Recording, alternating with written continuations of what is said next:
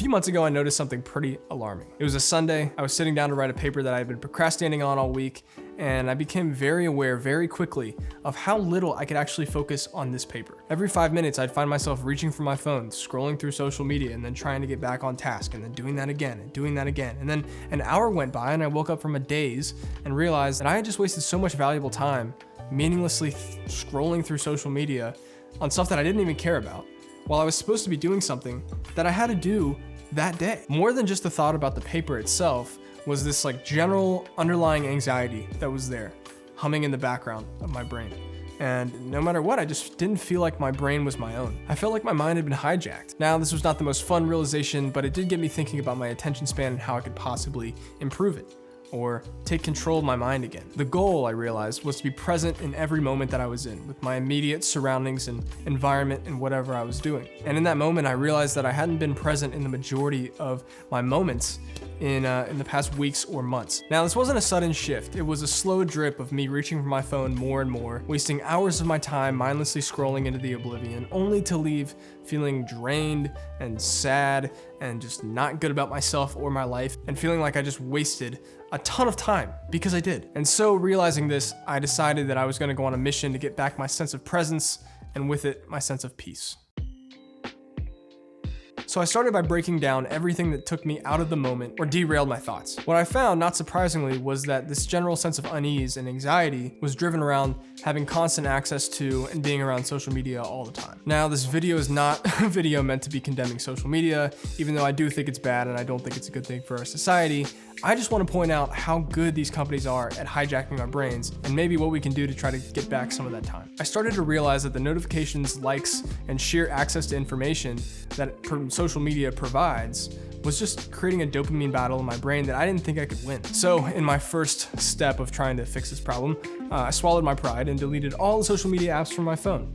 And this worked for a second, because then I found some very valid excuse about why I needed to use social media for my work and why I needed to re-download the apps and get on it. I'm a photographer, I'm a videographer, make stuff on the internet, I put it out on the internet. And sometimes there is no getting around me having to use social media on my phone. So that kind of went out the window. My second thing that I tried to do was put little time limits on the apps. You know, you could do that on your iPhone.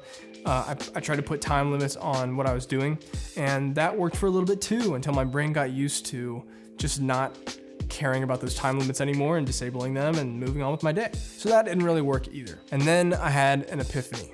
What if I had a dumb phone? I've been thinking about a dumb phone idea for years, and the idea of it sounds amazing. You know, go out with a flip phone, and you can only be called on that, you can only be texted on that, and that's your phone, right?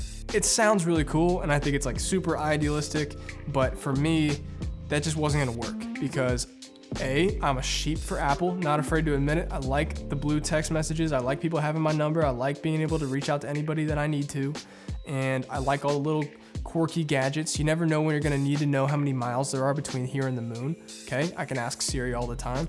So the dumb phone thing was not really a thing for me. Like, I couldn't get myself to actually do it because I needed an iPhone for a lot of things that I need to do. Plus, I just didn't want to jump through all the logistical hoops of like trying to get a new phone and then getting a new number and then telling everybody that I know that I have a new number, and it's just not worth it, right?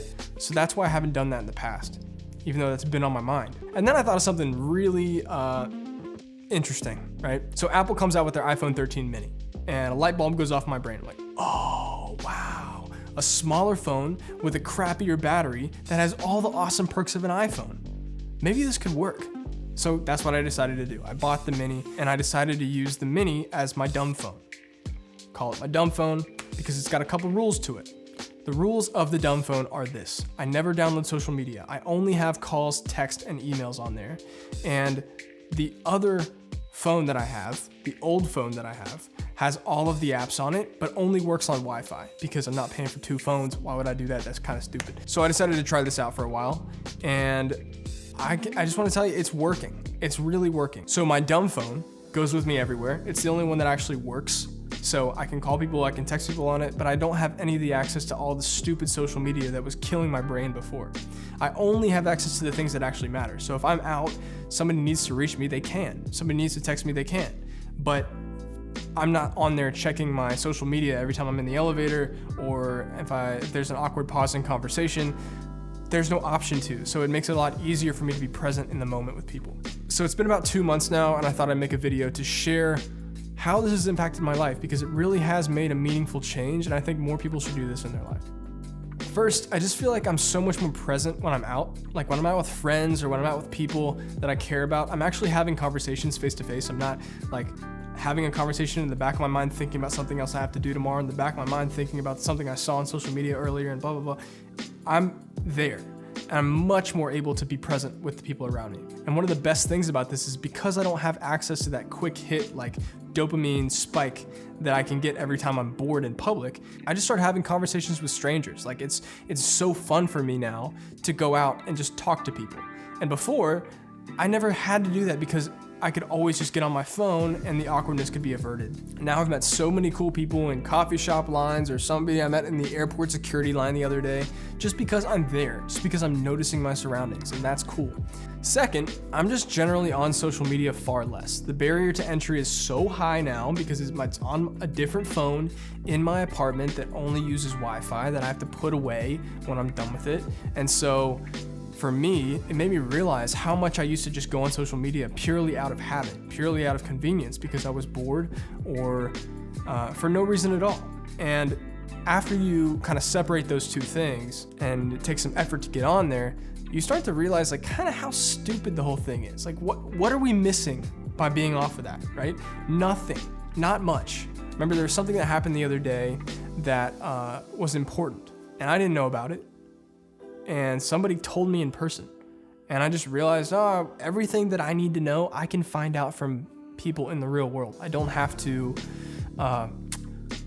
be on this stuff. Now I have more time to put towards the projects that I actually care about, to work on projects, to shoot and make videos, to cook dinner, to do like these little things that are important, that move the ball forward in life, that actually make you feel more positive about yourself instead of negative. And third, I just feel generally more happy. Like I feel genuinely calmer in situations. I don't have that sort of anxiety in my brain all the time. And I think that is a result of me being more present in the moment with people and my brain being less fragmented because of all the distractions that are going on 24/7. You know, I don't think our brains were meant to digest thousands of pieces of information every day from people around the world that we're not even supposed to know, right? Like, why do I need to know when a building falls down in Kenya? Why do I need to know if something happens in Russia? You don't. You don't. We think we do because that's what we've been conditioned to think the last 10 years, but we really don't. And we're much, much better off with our immediate surroundings, talking to people that we care about, investing in relationships that we care about, and working on things and doing things that are meaningful in the world. The more time we spend on our phones and social media is usually less time that we get to spend on the things that really matter in life. And I've seen how much of an impact this has had on my mental health, my overall well-being. And so I've been telling people about this and they've implemented it in their lives and they're like, oh my God, this is so cool. I never even thought of doing this. And so that's why I wanted to share that with you, because it's not that hard. You don't need a new iPhone. You don't need to go buy something, right? Most of us have old phones laying around that still technically work. They work fine, and you can plug them in your house and you can use them for social media, and then you can take your actual phone and carry it out in the real world and be free from so much of the stuff that gets to us every single day. So I think I'm gonna have a dumb phone for the rest of my life, and I would just recommend doing it. I don't know, I wanted to make this video because it has genuinely helped me out. And I think it could genuinely help a lot of my friends out who I constantly see with anxiety, with depression in some cases. And I know, I've been there, it sucks. But so much of this is because we are exposing ourselves to information over and over and over and over again that's not good for us, that we don't need. And we're just doing it out of habit because these people that make the algorithms are way smarter than you and me, and they just know how to get into your brain, okay? So if you decide to join the Dumb Phone Club, please let me know. I'd love to know. I'd love to know how it goes for you and what you get out of it and how your mental health kind of changes or improves, if you notice anything in your focus, because that has helped me tremendously, and I will never go back to having an all-in-one, do-it-all on your phone type of lifestyle, because it just doesn't fit for me. So I hope you enjoyed this video. I hope you have a good holiday. I have COVID right now, and it sucks, but I'm quarantining in this lovely apartment, so I'm recovering from that, but more videos on the way. If you liked this, please like it, because that helps me, and subscribe to the channel if you want to, because I'm going to be posting more regularly here. And yeah, I hope you enjoyed it, and I will see you next time. Thanks.